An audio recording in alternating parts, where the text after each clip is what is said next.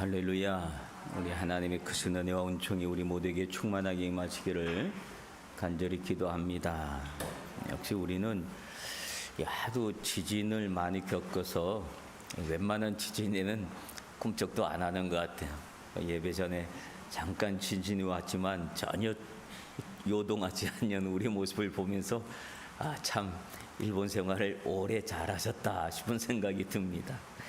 하나님이 지켜주시고 보호하여 주실 줄로 믿습니다. 그저께 참 비가 많이 왔는데 피해를 입은 가정들 없었는지 모르겠습니다. 교회는 작년에 아주 큰 돈 들여서 수리를 잘했기 때문에 이번에 커다란 비가 왔지만 아무런 문제 없이 안전했습니다. 우리 하나님이 우리 모두에게 커다란 은혜 주시기를 간절히 기도합니다. 이런 일들이 있을 때마다 우리는 점점 더 낮은 마음으로 하나님 앞에 기도하게 되어집니다. 하나님의 놀라운 은혜와 은총이 여러분에게 지켜주시는 은혜가 충만하게 임하시기를 간절히 기도합니다. 우리는 살아가다 보면 누구하고 가까이 하느냐에 따라서 우리의 성품이 달라지는 그런 것들을 봅니다. 그래서 착하고 선한 사람들이 주변에 많은 사람은 그 사람도 똑같이 변해갑니다. 그래서 착하고 선한 마음으로 그런 사람으로 변해가는데, 또 그렇지 않은 친구들이 있으면 또 자기 자신도 처음에는 안 그랬는데 친구 따라 강당 간다고 자꾸만 친구를 따라서 우리 자신의 모습이 이렇게 변해가는 그런 모습을 봅니다. 그래서 좋은 친구를 사귀어야 하고 선한 영향력을 미치는 그런 사람들을 가까이 해야 할 줄로 믿습니다. 그러면 우리도 좋은 사람이 되어지고 늘 선한 영향력을 끼치는 그런 사람들로 변하는 줄로 믿습니다. 그런데 좀 더 적극적으로 생각하면 주변에 그런 좋은 친구를 두는 것도 좋지만 더 중요한 건 내가 좋은 친구가 되어주는 것이 더 중요한 겁니다. 주변의 친구들이 그렇지 않다 할지라도 내가 그런 좋은 사람이 되어지고 좋은 성품이 되어지고 좋은 친구가 되어주면 나의 영향을 그 친구가 받아서 그 친구가 새롭게 변화되는 놀라운 역사가 일어날 수 있게 된 줄로 믿습니다. 그러므로 여러분들이 선한 영향력을 받는 사람이자 또한 끼치는 사람들이 되시길 바랍니다. 그래야 여러분의 삶을 통해서 우리 하나님이 영광 받으시는 줄로 믿습니다. 오늘 본문에서는 하나님을 가까이 하라라고 말씀하고 있습니다. 그리하면 너희를 가까이 하시리라 하십니다. 여러분, 하나님을 가까이 하라라고 하는 말을 들을 때 우리는 금방 떠오르는 생각들이 있습니다. 그것은 뭘까요? 예배 잘 드리라고 하는 거구나. 성경 많이 읽으라고 하는 얘기구나. 기도 열심히 하라는 얘기구나. 아마 우리가 하나님을 가까이 하라 그럴 때 금방 떠오르는 이미지는 그 예배와 말씀과 기도 이런 것들을 생각할 겁니다. 그런데 물론 그거 중요합니다. 그러나 그거로 다일까요? 성경이 그것만 말하고 있을까요? 더 깊은 의미가 있을 것 같습니다. 여러분, 하나님을 가까이 한다는 것은 단지 종교적인 행위를 더 많이 하고 선행을 베푸는 것으로 오해할 수가 있습니다. 만약 단순히 그렇다고 한다면 성경 속에 나오는 바리새인처럼 하나님을 가까이 한 사람도 없을 겁니다. 바리새인들은 어렸을부터 성경을 암송하고 종교적 규례가 몸에 배어져 있는 사람들입니다. 사도 바울도 예수님 만나기 이전에 자신의 모습을 이렇게 고백을 했었습니다. 나는 유대인으로 길리기아 다소에서 나왔고 이성에서 자라 가마리엘 문화에서 우리 조상들의 율법에 엄한 교훈을 받고 오늘 너희 모든 사람처럼 하나님께 대하여 열심히 믿는 자였다 라고 고백을 합니다. 바리새인들은 엄청난 종교적 이 행위들이 몸에 배어져 있는 사람들입니다. 바로 사울은 철저하게 바리새인으로 살았던 사람입니다. 그러므로 종교적으로 잘 훈련되어 있었던 사람이 있죠. 그러므로 겉모습으로만 예배를 철저하게 나오고 그 다음에 성경을 많이 읽고 기도하는 것만으로 하나님을 가까이 하는 것에 대한 기준을 삼는다고 한다면 그 기준은 잘못된 기준일 수도 있습니다. 왜냐하면 예수님은 그런 바리새인들을 향하여 뭐라고 말씀하셨는가 하면 이 독사의 자식들아, 회칠한 무덤아, 그러면서 화를 내고 욕을 하고 막 야단을 치고 그러셨던 모습을 봅니다. 하나님을 가까이 하라고 하는 것은 그런 잘 훈련된 종교인이 되어지는 것을 말하는 것이 아닙니다. 누가복음 19장에 보면 이 삭개오라고 하는 인물이 나옵니다. 근데 이 삭개오는 사람들에게 손가락질을 받는 사람이었습니다. 그는 세리였고 또 세리라고 하는 직업이 당시에는 또 같은 민족의 같은 동족의 피를 빼먹는 그런 일이었기 때문에 사람들이 싫어했고 매국노라 그랬고 손가락질하고 저주하고 그랬습니다. 그러나 그 사람들 세리들 정면으로 보고 그러지 못했습니다. 왜? 정면으로 그랬다고 하는 세금을 어마어마하게 때려버릴 수 있으니까 정면에서는 아주 친절한 척 아주 친한 척 그렇게 하지만 돌아서기만 하면 금방 손가락질을 했던 사람이에요. 그런 직업을 가졌던 사람이었고 그는 또 그 직업을 하는 사람들 중에 세리장이었다고 했으니 얼마나 사람들에게 손가락질을 받았던 사람입니까? 그런데 그런 사람이었지만은 그 예수님이 자신의 동네에 오신다는 이야기를 듣고 평소에 예수님에 대해서 궁금했던 그 사람이라 예수님을 가까이 보고 싶어 했습니다. 어떻게 하면 예수님을 좀 얼굴 저분이 어떤 분인지 그 소문이 많으니까 저분 얼굴이나 한번 봐야 되겠다. 그리고 그가 예수님이 오신다고 하는 동네 어귀에 나갔습니다. 나갔더니 그가 왔다고 사람들이 귀를 비켜주고 삭개오님 오셨어요. 그리고 앞으로 오세요. 그리고 자리를 비켜주던가요? 아니었죠. 사람들이 다 방해하고 가까이 오지 못하도록 하고 안 보이는 데서 꼬집고 땡기고 아마 그랬을 겁니다. 많은 사람도 있었고 더군다나 그에게는 핸디캡이 하나 있었죠. 어떤 핸디캡입니까? 키가 작았다는 거예요. 키가 작은 사람이었고 그리고 또 한번 세리장이었으니까 삭개오의 외모를 가지고 이렇게 얘기하는 건 좀 뭐하지만 우리가 언뜻 상상해 본다면 아마 키도 작았을 거고 키가 작았다는 건 성경이 나온 얘기니까요. 그리고 아마 옷도 세리장이었으니까 옷도 막 좀 잘 입었을 것이고 아마 잘 먹었을 거니까 그는 부자였으니까 배도 적당하게 나왔을 거고 그랬을 겁니다. 그랬던 사람이 보니까 뭐 앞에 나가려고 그러니 사람이 나갈 수도 없고 근데 그가 포기하지 않고 무엇을 선택합니까? 나무 위에 올라가는 것을 선택합니다. 그런데 그가 나무 위에 아이들처럼 금방 막 쑥 올라갔을까요? 그러지 못했을 거예요. 아마 그가 나무 위에 올라간 기억이 얼마나 될까요? 아마 평생 처음으로 올라가는지도 모릅니다.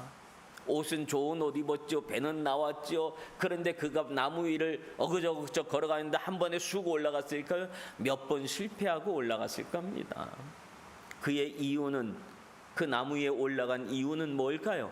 예수님의 얼굴이라도 한번 보고 싶은 마음, 그 마음 하나였습니다. 그래서 그 마음을 가지고 수많은 장애들이 있었지만 그리고 그걸 다 극복하고 그 위에 나무 위에 올라가서 멀리서 오는 예수님 어떤 분인가 하고 예수님을 기다리고 쳐다보고 있었습니다. 여러분, 삭개오는 지금 예수님에게 뭘 부탁하고 싶어서 올라간 게 아닙니다. 예수님의 얼굴을 보고 싶어 하는 것이 예수님을 가까이 하고 싶은 것이 뭘 부탁하고 아쉬운 것이 있어서 그런 사람이 아니었습니다.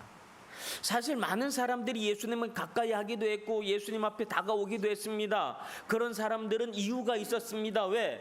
예수님을 꼭 만나고 싶은 이유 뭐였어요? 아프니까. 예수님이 고쳐준다더라. 수많은 병자들 고쳐준다더라. 예수님 앞에 나가면 내 병도 낫겠다라고 하는 희망을 가지고 소망을 가지고 예수님에게 다가온 사람들이 많이 있었지만 삭개오는 아프지도 않았어요.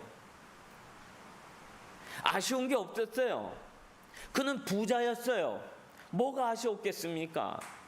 부족한 게 아무도 없는데, 아무런 문제가 없는데, 사회적 지위도 있고 다 있는데, 그가 그랬던 사람이 왜 거기에 올라갔겠습니까?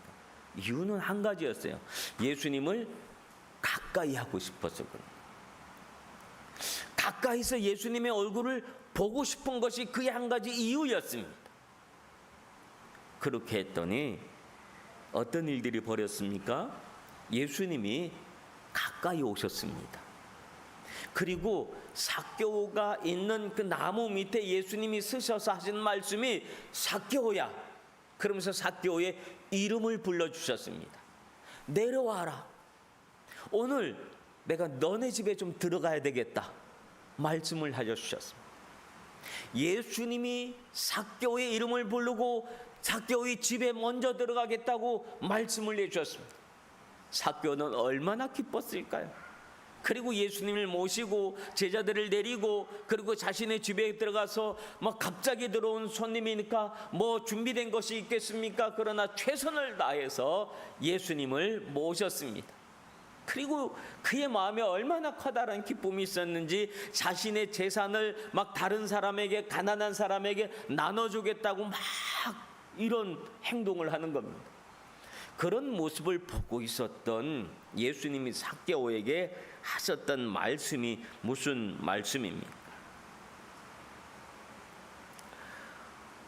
오늘 구원이 이 집에 이르렀으니 이 사람도 아브라함의 자손이다. 예수님은 그 삭개오를 가까이 하시면서 오늘 구원이 이 집에 이르렀다 하면서 삭개오의 구원을 말씀하시고 이도 아브라함의 자손, 즉 하나님의 자손이라고 하는 사실, 하나님의 자녀라는 사실을 많은 사람들 앞에서 선포해 주셨습니다. 하나님을 가까이 하는 것, 우리가 예수님을 그렇게 가까이 하면 하나님이 우리를, 여러분을 가까이 하신다고 말씀하여 주신 줄로 믿습니다. 하나님이 여러분과 가까이 하시면 어떤 일들이 일어날까요? 세상에 두려운 것이 없을 겁니다. 하나님이 여러분과 함께 가까이 계신다는 사실 하나만으로도 우리는 자신감을 얻을 겁니다. 하나님이 내 편이시야 라고 하는 자신감이 얼마나 커다란 자신감일까요? 세상에 어느 것 하나 부러울 것이 없습니다. 여러분, 하나님을 가까이 하는 사람에게는 늘 이런 역사가 나타나는 줄로 믿습니다. 이사야서 41장 8절에 보면 나의 종로 이스라엘아, 내가 택한 야곱아, 나의 벗 아브라함의 자손아 하면서 야곱을 불러주셨는데, 그때 뭐라고 얘기하냐면 나의 벗 아브라함의 자손, 즉 아브라함에 대해서 뭐라고 얘기해 줍니까? 아브라함은 내 친구다. 하나님과 아브라함의 사이를 얘기하는 거예요. 얼마나 가까우면 하나님이 아브라함을 향해서 아브라함은 내 친구다라고 말씀해 주셨어요. 하나님과 아브라함이 이렇게 가까이 지내니까 하나님 그 아브라함을 어떻게 만들어 주셨습니까? 믿음의 조상으로 만들어 주신 줄로 믿습니다. 우리가 하나님을 가까이 하면 하나님이 우리를 그렇게 높여주시는 줄로 믿습니다. 그렇게 하나님을 가까이 하는 사람, 그 사람은 어떤 사람이어야 될까요? 성경은 계속해서 말합니다. 죄인들아, 손을 깨끗이 하라. 두 마음을 품는 자들아, 마음을 성결하게 하라 라고 합니다. 하나님을 가까이 하려면 손을 깨끗이 해야 하고 마음이 성결해야 된다라고 말합니다. 근데 그 사람은 그 말을 누구를 향해서 하는 말이냐면 죄인들아라고 말합니다. 즉 죄인들은 어떤 사람들이냐? 손이 더럽고 두 마음을 품고 있는 사람을 죄인이다라고 정해주고 있는 그런 모습을 봅니다. 손은 우리의 행동을 말하는 것이지요. 그리고 두 마음을 품은 자들아 하면서 마음의 성결을 얘기하는데 그 두 마음은 무엇을 말합니까? 하나는 주님을 향한 마음이 있고 또 하나는 세상을 향한 마음이 있다는. 하나는 선한 마음도 우리에게 있어요. 근데 또 하나의 마음은 악한 마음, 이기적인 마음이 우리 안에 같이 있다라고 하는 거예요. 두 마음이 같이 있으면 우리는 죄인 된다라고 하는 사실이에요. 두 마음이 같이 있는 사람은 하나님을 가까이 할 수 없다라고 하는 그런 말씀입니다. 우리가 늘 신앙의 양심이라고 하는 거 있잖아요. 그래서 양심의 가책을 받고 그러잖아요. 그거는 내가 두 마음을 품고 있다라고 하는 증거입니다. 그런데 이런 마음은 사도 바울도 가지고 있었습니다. 그래서 로마서 7장 21절부터 24절에 보면 그러므로 내가 한 법을 깨달았노니 곧 선을 행하기 원하는 나에게 악이 함께하는 것이다. 사도 바울에게도 선을 행하고 싶은 마음이 있는데 악이 같이 있더라라고 하는 거예요. 내 속사람으로는 하나님의 법을 즐거워하되 내 지체 속에 또 다른 법이 있어 내 마음의 법과 싸워서 내 지체 속에 있는 죄의 법이 나를 사로잡는다라고 고백을 해요. 사도 바울에게도 이 두 마음 때문에 늘 고민하고 갈등하고 이것 때문에 어찌할까 고민했던 바울의 모습을 봅니다. 그런데 이 두 마음이 늘 싸우고 있었던 바울이었지만 로마서 8장에 넘어와서 1절 2절에 보면 바울은 이 두 마음을 하나로 정리를 합니다. 어떻게 정리를 하냐면 그러므로 이제 그리스도 예수 안에 있는 자에게는 결코 정죄함이 없나니 이는 그리스도 예수 안에 있는 생명의 성령의 법이 죄와 사망의 법에서 너를 해방하였음이니라. 즉 성령의 법이 두 마음을 한 마음으로 바꿔주고 묶어준다라고.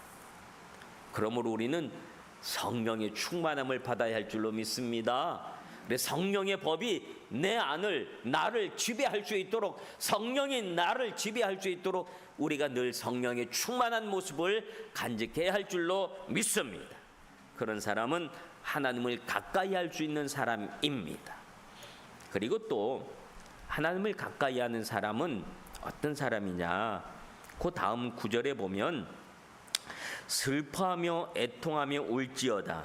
너희 웃음을 애통으로 너희 즐거움을 근심으로 바꿀지어다 라고 합니다. 이 말이 무슨 말일까요? 즉 우는 자와 함께 우는 사람이 되어라 라고 하는 말입니다. 성경에 보면요, 슬픔, 애통, 근심 이런 것들을 부정적으로 다루질 않고 오히려 이런 것들을 우리에게 권장하는 것 같은 느낌을 받을 때가 성경을 읽어보면 많이 있습니다.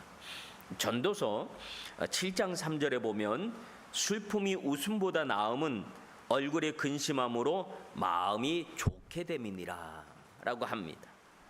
예수님도 팔복에 대해서 말씀하시면서 마태복음 5장 4절에 애통하는 자는 복이 있나니 저희가 위로를 받을 것이요 라고 합니다. 또 전도서 7장 2절에 보면 초상집에 가는 것이 잔치집에 가는 것보다 나으니 모든 사람의 결국이 이와 같이 됨이니라. 산자가 이것을 마음에 둘지니라 라고 합니다.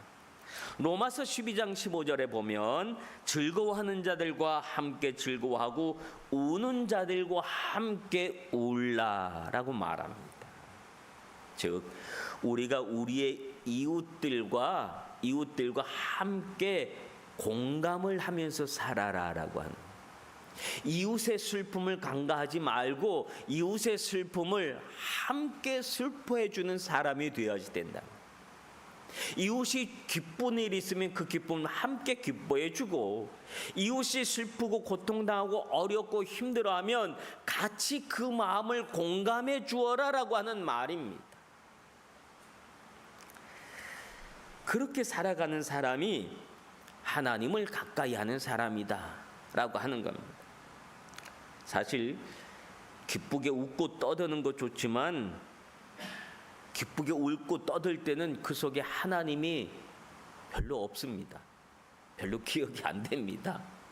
그런데 인생의 슬픔과 애통과 울음 이런 일이 있으면 우린 우리 자신을 돌아보게 되어지고 그 속에서 하나님을 기억하게 되고 주님 앞에 무릎 꿇고 하나님께 가까이 가려고 하는 우리의 모습을 스스로도 볼 수가 있습니다. 한국에서는 최근에 국가적인 슬픔을 몇 년에 참 많이 있었지요. 세월호 사건도 그렇고 이태원 사건도 그렇고, 그래서 큰 슬픔 속에 있는 사람들을 위로하고 그래야 되는데 어떤 그룹은 그 슬픔을 위로하긴커녕 오히려 조롱하는 사람들도 있었습니다. 누가 거기 가라고 그랬나? 그러면서 조롱을 하는 사람들의 모습을 보면서 참 마음이 아팠습니다. 더군다나 기독교인들이 그 속에 있는 모습을 보면서 더 마음이 답답했던 그런 기억들이 있습니다. 여러분, 주변에 이런 슬픔으로 우는 사람이 있으면 우리가 함께 울어주어야 할 줄로 믿습니다. 그런 사람에게 하나님은 가까이 하시는 줄로 믿습니다. 주님은 그런 사람들을 좋아하십니다. 그리고 당신의 사람으로 여기시고 대해주시는 줄로 믿습니다. 네, 그리고 10절에 보면 하나님을 가까이 하는 사람은 스스로를 낮추는 사람입니다. 주 앞에서 낮추라, 그리하면 주께서 너희를 높이시리라 라고 합니다. 자기를 낮추는 사람들이 하나님을 가까이 하는 사람입니다. 겸손한 모습으로 자기보다 남을 높여주는 사람, 주님은 그런 사람들을 좋아하시고 그런 사람들을 가까이 하시는 줄로 믿습니다. 본문 6절에 보면 하나님은 교만한 자를 물리치시고 겸손한 자에게 은혜를 주신다 말씀하셨습니다. 우리가 이렇게 어떻게 하면 이런 겸손한 자의 삶을 살 수 있을까요? TV를 보다가 어떤 한 시인이 나왔는데 그 시인의 이야기를 이렇게 쭉 방송을 해주는데 참 저는 감명을 좀 받았어요. 그 시인이 이런 이야기를 하더라고요. 들의 핀 꽃을 바라보는 사람은 겸손한 사람이다 라고 얘기하더라고요. 이 들의 핀 꽃이요. 그 생각해 봤더니 그 말이 맞는 것 같아요. 여러분, 이게 우리 봄철에 보면 우리 교회 뜰에도 이 담뽀뽀가 얼마나 많이 펴요. 노랗게 피는데 이 담뽀뽀를 보려면 앉아야 돼요. 멀리서 일어서 가지고 이렇게 보면 별로 잘 이 감흥이 없어요. 근데 꽃을 좋아하는 사람은 앉아요. 앉아서 가까이 그 꽃을 보려고 그래요. 그러면 자기가 자신이 앉았다는 사실이 부끄럽나요? 자기 자신을 낮췄다는 것이 부끄럽나요? 아니에요. 그 사람 얼굴에는 꽃을 바라보고 있는 그 사람의 얼굴은 행복함이 있습니다. 그 꽃을 보면서 얼마나 기쁘게 웃고 그러는지 몰라요. 여러분, 들에 있는 들꽃을 이렇게 한번 바라보시길 바랍니다. 그 꽃을 바라보는 자신의 자세가 어떤 자세여야지 그 꽃을 바라볼 수 있는지. 자기를 낮춰야지 됩니다. 앉아야지 됩니다. 그러면 그 꽃이 더 아름답고 더 예쁘게 보이는 줄로 믿습니다. 그리고 이런 이야기를 또 하더라고요. 봄에 사쿠라가 빨리 지는 것은 이유가 있답니다. 뭐냐면 사쿠라가 막, 우리도 여기 애비가와에 얼마나 이쁘게 펴요. 사쿠라가 막 필 때는 다른 꽃은 눈에 들어오질 않아요. 다 사쿠라만 눈에 들어와요. 근데 사쿠라가 빨리 지잖아요.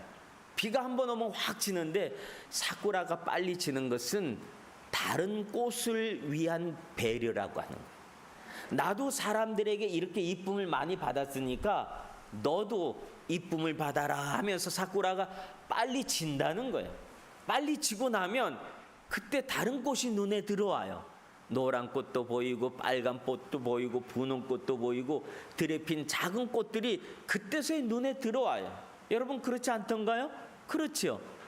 자기 자신의 화려함을 금방 감추는 거야. 왜?